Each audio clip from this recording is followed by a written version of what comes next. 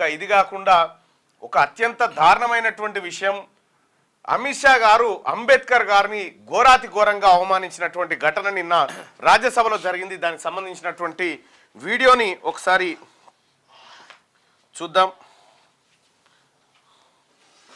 చాలా ఘోరంగా అమిత్ షా గారు చేసినటువంటి వ్యాఖ్యలు భారతదేశ వ్యాప్తంగా దుమారాన్ని రేపాయి. ఒకసారి అమిత్ షా గారు ఏం మాట్లాడారో ఒకసారి చూద్దాం. చూసిరా, ఇప్పుడు అందరు అంబేద్కర్ అంబేద్కర్ అంటా ఉన్నారు, ఇది ఫ్యాషన్ అయిపోయింది. అంబేద్కర్ పేరు బదులు దేవుని పేరు తీసుకుంటే 7 జన్మల ద్వారా వరకు స్వర్గం లభిస్తుందని అమిత్ షా గారు అంబేద్కర్ను కించపరిచే విధంగా, అంబేద్కర్ పేరేదో అంటరాని పేరైనటువంటి విధంగా ఆయన వ్యవహరించినటువంటి తీరేదైతే ఉందో ఇది దురదృష్టకరం. ఒక కేంద్ర మంత్రి ఈ విధంగా భారత రాజ్యాంగ నిర్మాత పైన చేసినటువంటి వ్యాఖ్యలు దురదృష్టకరం. ఆయన మంత్రిగా ఉండడానికి ఎలాంటి హక్కు లేదు అని చెప్పి విపక్షాలన్నీ నిన్న ధర్నాకు దిగినాయి. దేశాధ్యక్షుడు మల్లికార్జున ఖర్గేతో పాటు అన్ని పార్టీలు ఇంక్లూడింగ్ అంబేద్కర్ ఎన్డీఏలో ఉన్నటువంటి కొంతమంది కూడా అమిత్ షా వ్యాఖ్యలు బాధాకరం అని చెప్పి వాళ్ళు చెప్పడం జరిగింది. అమిత్ షా చేసినటువంటి వ్యాఖ్యల వల్ల ఏది భారత రాజ్యాంగం పట్ల వాళ్ళకు ఉన్నటువంటి చిన్న చూపు మరొకసారి బయటపడ్డదని చెప్పి దేశ ప్రజలంతా నిరసన దిగుతా ఉన్నారు. అర్ధరాత్రి వరకు, ఈరోజు అర్ధరాత్రి వరకు అమిత్ షాని మంత్రివర్గం నుంచి బర్తరఫ్ చేయాల్సిందే అని చెప్పి కాంగ్రెస్ పార్టీ అగ్రనాయకత్వం అల్టిమేటం జారీ చేసింది. అలాగే చాలామంది దేశ ప్రజలు కూడా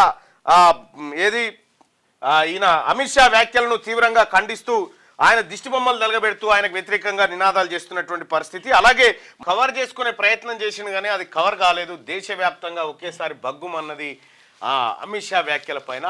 అమిత్ షా ఓ వైపు అయితే రాజ్యసభలో మాట్లాడుకుంటూ అంబేద్కర్ అంబేద్కర్ అంబేద్కర్ అంటారు ఏందా, ఈ ప్లేస్లో దేవుణ్ణి కొలవండి, 7 జన్మల వరకు స్వర్గం దొరుకుతుందని చెప్పి చెప్తా ఉన్నాడు. దేవుణ్ణి కొలిస్తే స్వర్గం దొరుకుతుందా దొరకదా తర్వాత విషయం. అంబేద్కర్ని ఎందుకు అవమానించుతా ఉన్నావు, అంబేద్కర్ పేరు ఎందుకు ఉచ్చరించొద్దని చెప్పి చెప్తా ఉన్నావు అనేది అసలైనటువంటి వాదన తెరపైకి వచ్చింది. ఇక్కడ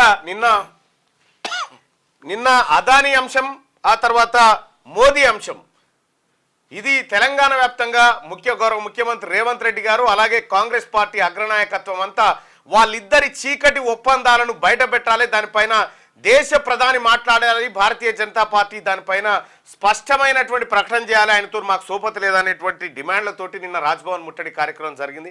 స్వయాన ముఖ్యమంత్రి రోడ్డు మీద బైఠాయించి వాళ్ళ చీకటి ఒప్పందాలను బహిర్గతం చేయాలనేటువంటి మాట నిన్న డిమాండ్ చేసిన. అలాగే same time BRS party Adani ఆ తర్వాత రేవంత్ రెడ్డి గారికి సంబంధం ఉందని చెప్పి ఫ్లకార్డులు పట్టుకొని వాళ్ళు డ్రామా షురూ చేశారు.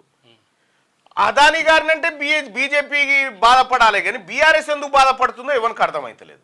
బీజేపీ చేస్తే బీజేపీ వాళ్ళు చేస్తే బీజేపీ వాళ్ళు ప్రతి విమర్శ చేయొచ్చు, వాళ్ళు ఇంకోటి చేయొచ్చు. కానీ బీఆర్ఎస్ పార్టీ ఎందుకు అమిత్ షా గారి గురించి మాట్లాడినా, మోడీ గురించి మాట్లాడినా, అదానీ గురించి మాట్లాడినా వీళ్ళు ఉలికి పడుతున్నారు బీఆర్ఎస్ పార్టీ వాళ్ళు.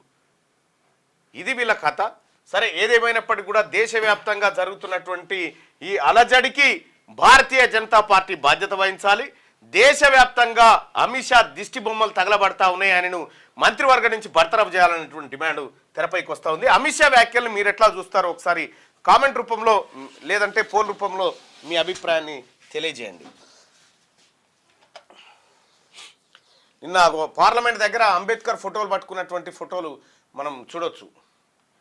దాంట్లో సాయి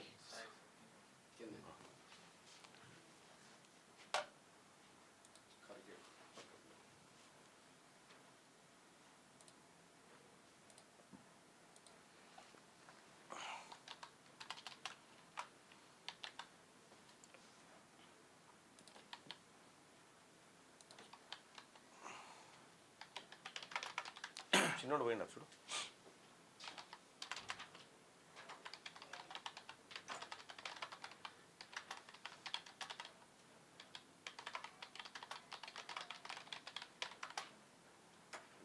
కూర్చోబెట్టడా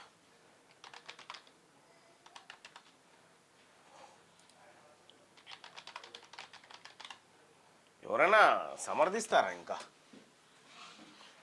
అది నిన్న బగ్గుమన్నది మొత్తం విపక్షం అంతా.